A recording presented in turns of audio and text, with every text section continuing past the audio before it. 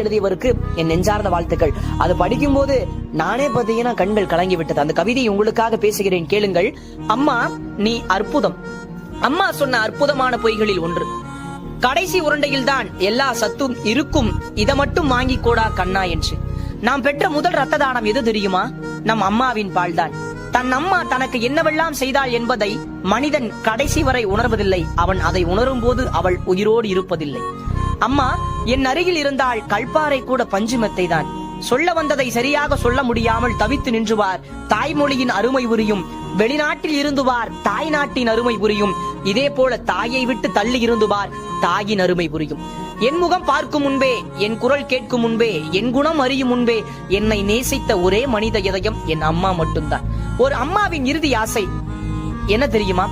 என் கல்லறையின் மீது உன் பெயரை எழுதி வை, உன்னை நினைப்பதற்கல்ல, அங்கும் உன்னை சுமப்பதற்கு.